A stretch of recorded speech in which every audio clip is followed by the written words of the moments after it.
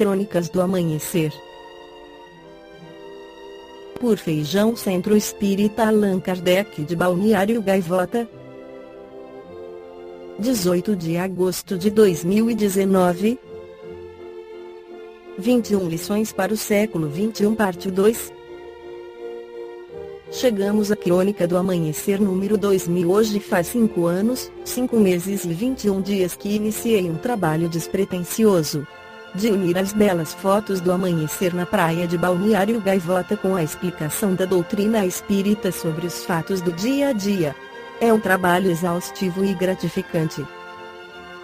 Exaustivo, pois é preciso dispor de tempo para ir em busca das respostas de Allan Kardec e dos seus continuadores sobre os problemas atuais, e gratificante, pois permite, com a ajuda das redes sociais, esclarecer as pessoas sobre as grandes questões da humanidade: quem sou, de onde vim, para onde vou, qual a causa do sofrimento e como chegar à felicidade.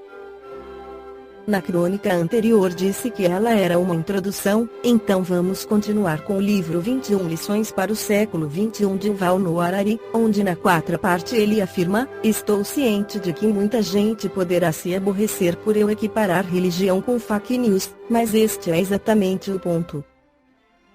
Quando 1000 pessoas acreditam durante um mês numa história inventada, isso é fake news? Quando 1 bilhão de pessoas acreditam durante milhares de anos, isto é uma religião, e somos advertidos a não chamar de fake news para não ferir os sentimentos dos fiéis ou incorrer em sua ira. Observe, no entanto, que não estou negando a efetividade ou benevolência potencial da religião. Exatamente o contrário. Para o bem ou para o mal, a ficção está entre os instrumentos mais eficazes na caixa de ferramentas da humanidade. Ao unir pessoas, credos religiosos possibilitam a cooperação em grande escala. Eles inspiram a construção de hospitais, escolas e pontes, além de exércitos e prisões. Adão e Eva nunca existiram, mas a Catedral de Chartres continua linda. Grande parte da Bíblia pode ser ficcional, mas ainda é capaz de trazer alegria a bilhões, e ainda é capaz de incentivar os humanos a serem compassivos, corajosos e criativos, assim como outras grandes obras de ficção, como Dom Quixote, Guerra e Paz e Harry Potter. De novo, algumas pessoas podem se ofender com minha comparação da Bíblia com Harry Potter. Se você é um cristão com mente científica, poderia minimizar todos os erros e mitos na Bíblia, alegando que nunca se pretendeu que o livro sagrado fosse lido como um relato factual, e sim como uma narrativa metafórica que encerra profunda sabedoria. Mas isso não vale para Harry Potter também? Se você é um cristão fundamentalista, é mais provável que insista em que cada palavra da Bíblia é verdade. Suponhamos por um momento que você tem razão, e que a Bíblia realmente é a infalível palavra do único e verdadeiro Deus. O que, então, você faz com o Corão, o Talmud, o Livro dos Mormons, os Vedas, o Avesta, o Livro dos Mortos egípcio? Você não fica tentado a dizer que esses textos são elaboradas ficções criadas por humanos de carne e osso, ou talvez por demônios? E como vê você a divindade de imperadores romanos como Augusto e Cláudio? O Senado romano alegava ter o poder de transformar pessoas em deuses, e depois esperava que os súditos do império cultuassem esses deuses. Isso não era ficção? De fato, temos pelo menos um exemplo na história de um falso deus que reconheceu a ficção numa declaração por sua própria boca. Como já observado, o militarismo japonês na década de 1930 e início da de 1940 apoiava-se na crença fanática na divindade do imperador Hirohito. Após a derrota do Japão, Hirohito proclamou publicamente que isso não era verdade, e que ele afinal de contas não era um deus.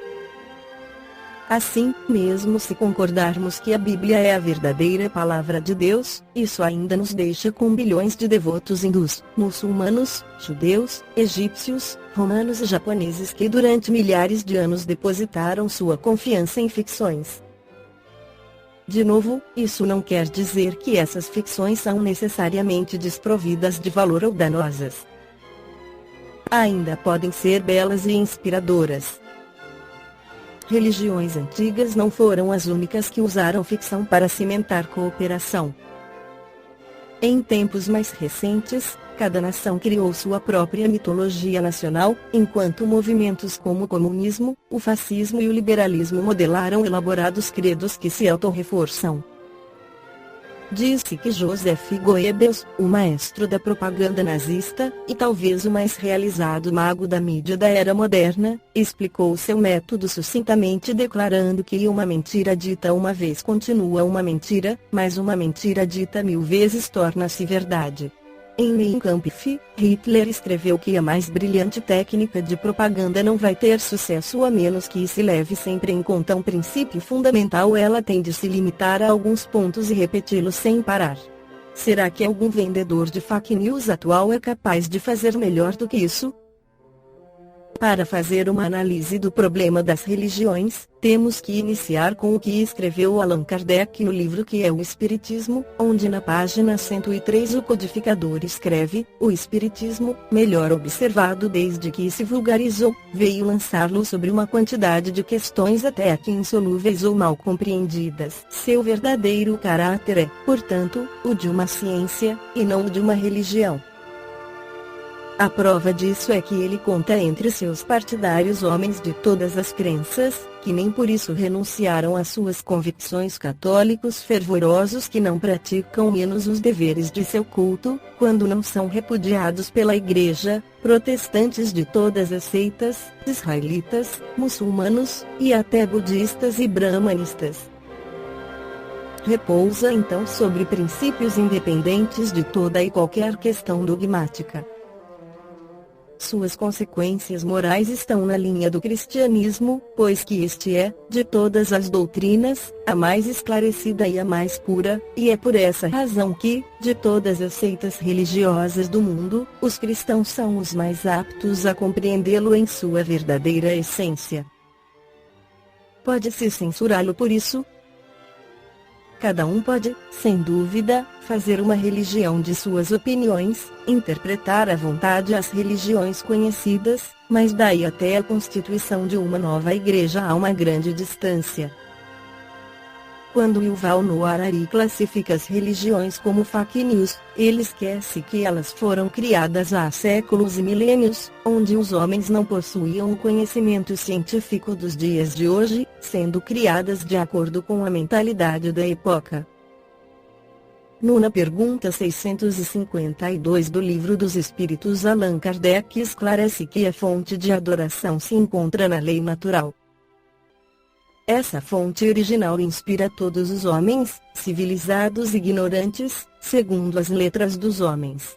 É uma filosofia de vida que pertence a todas as criaturas, que não podem esquecer esse grande dever dos homens, de adorar a suprema justiça, que nos orienta a todos. A adoração é variável de conformidade com a elevação da alma. Se a adoração está na lei natural, é lógico que emana da fonte divina, por ser um reconhecimento da paternidade.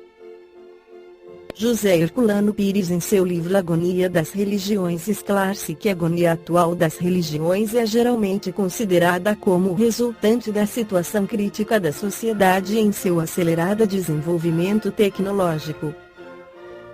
O mundo do supérfluo, em contradição com o mundo da escassez, na estrutura social em que vivemos, levaria a civilização atual a um beco sem saída. As religiões agonizam porque o hedonismo social e o correspondente pedantismo cultural esvaziaram igualmente as arcas de tesouros metálicos dos ricos, os baús de crenças e crendices dos pobres, as esperanças de sucesso das camadas medianas da sociedade, as fontes de riqueza do planeta e até mesmo o balaio de sonhos da lua e as esperanças de um céu convertido em frios desertos siderais em que rolam mundos áridos e despovoados. O mistério dos ciclos agônicos é facilmente decifrado quando levantamos a máscara de hipocrisia das sociedades antinaturais.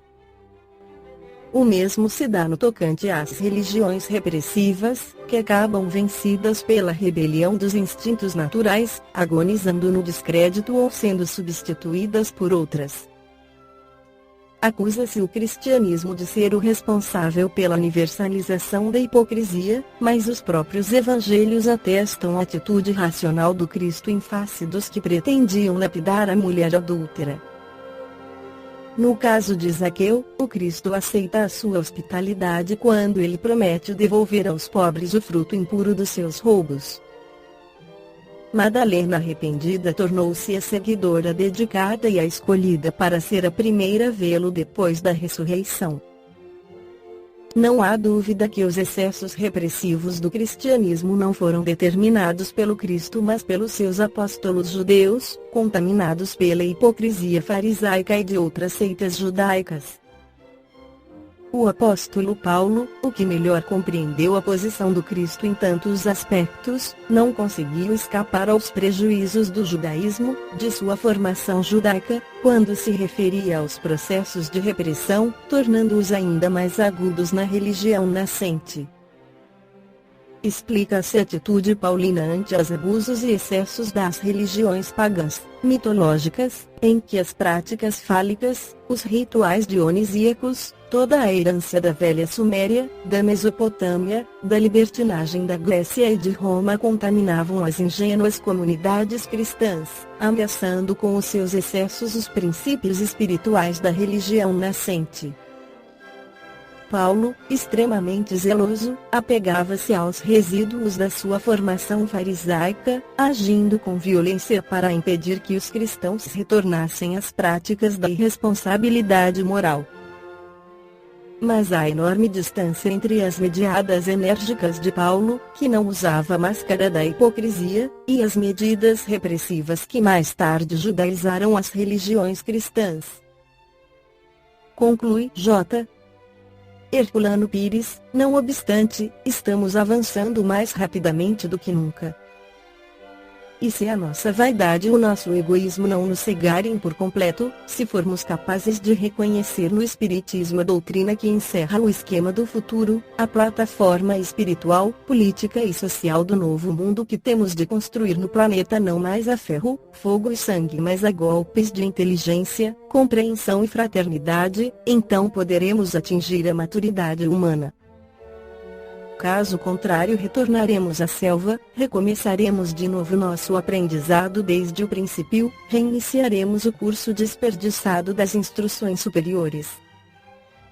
E não teremos mais em nossa companhia os que souberam vencer, pois cabe-lhes o direito de se transferirem para os cursos universitários da Cidade de Deus, em que o Pai certamente os matriculará. A escolha nos pertence, a decisão é nossa. Deus nos concedeu, com a consciência, o direito e o dever das opções. Kardec sabia o que fazia, quando evitava a confusão do espiritismo com as religiões dogmáticas e formalistas, sem entretanto negar ao espiritismo seu aspecto religioso. Teve mesmo cuidado de não cortar em excesso as ligações da doutrina com a tradição religiosa, pois sabia que a evolução não pode sofrer, sem graves perigos de dissolução de continuidade. O princípio espírita do encadeamento de todas as coisas no universo estava presente em sua mente. Poucas obras revelam uma compreensão tão clara e profunda da natureza orgânica do universo, como a codificação. E por isso, e não por sectarismo ou fanatismo, que não podemos fazer concessões ao passado no campo das atividades doutrinárias. Avançamos para um novo mundo que só o Espiritismo pode modelar, pois só ele revela condições para isso em sua estrutura doutrinária. Mas se não procurarmos compreendê-lo em toda a sua grandeza, é certo que o reduziremos a uma seita fanática de crentes obscurantistas. Evitemos essa queda no passado, para nós mesmos e para o mundo. Tenhamos a coragem de avançar sem muletas e sem temor para a civilização do espírito. Eu estou fazendo a minha parte, você? Esta foi a crônica do amanhecer de 18 de agosto de 2019. Por Feijão Centro Espírita Allan Kardec de Balneário Gaivota. Que a paz esteja com todos.